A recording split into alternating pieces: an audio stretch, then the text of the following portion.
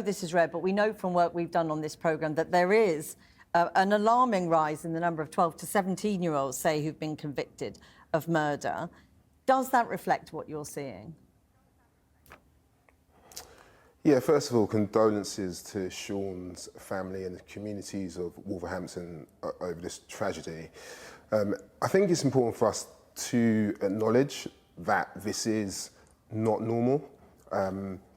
Having 12-year-olds commit such an horrific crime is not something which we see on a daily basis. What I will say is that we have to appreciate that young people are being exploited and groomed, and none of that minimalises what we've seen with this horrific crime, but we have to appreciate that county lines, child criminal exploitation is something that we are seeing across the UK on a daily basis.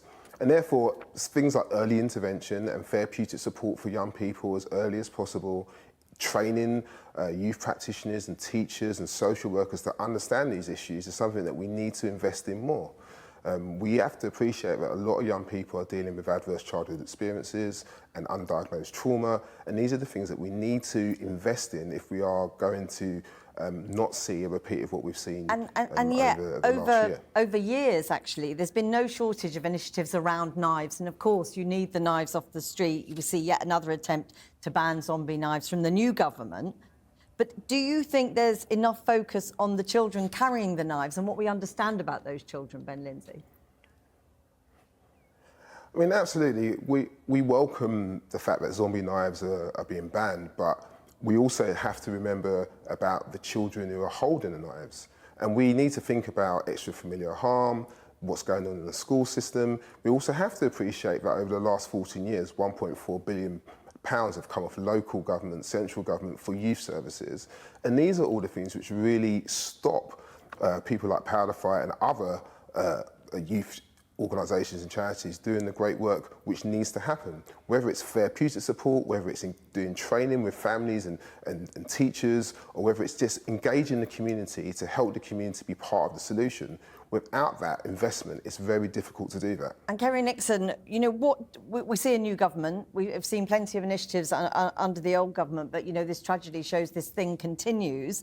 What difference should the new government be making? What should be the focus now?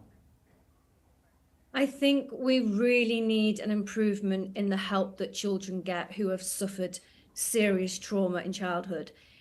They need one-to-one trauma treatment.